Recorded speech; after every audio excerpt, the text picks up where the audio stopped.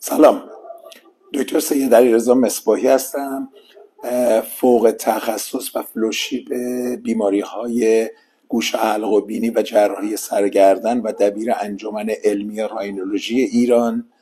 توصیه اکیدی که میخواستم به تمام مردم عزیز کشورم در این شرایط خاص بکنم که حتما با توجه به شیوع بسیار زیاد و فراوان بیماری تنفسی شدیدی که در حال حاضر میبینید توی کشور وجود داره و همه درگیرش شدن و خود من الان از صدا مشخصه چند روز درگیر بودم که حتی اتاق عمل و مطب رو نتونستم بیام و به خاطر کمتر رعایت کردن خودم بود. میخواستم بهتون توصیه کنم اینه که جدا ماسک رو بزنید، حتما از ماسک استفاده کنید.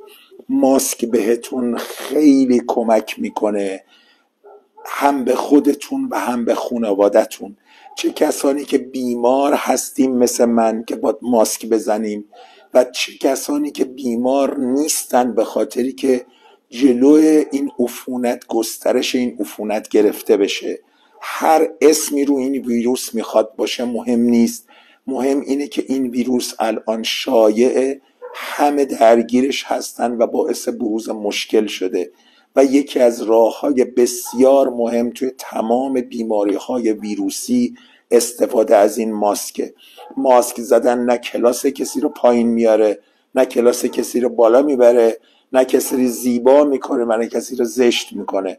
به خاطر سلامتی خودتون رعایت این اصول بهداشت فردی رو بکنید، ماسک بزنید، دستتون رو مرتب بشورید، به خصوص وقتی توی جاهای عمومی هستید، سینما میخواید برید، خرید میخواید برید، توی مترو میخواید سوار بشید، وسیله های عمومی نقلیه عمومی رو خواهید سوار بشید و کلا هر جای به نظر من داریم میریم بیرون خیلی عالیه که از ماسک استفاده بکنیم که مثل خود من که به خاطر کمتر رعایت کردن این اصل دچار مشکل شدم و چند روز تو خونه بستری شدم، این مشکل براتون به وجود نیاد.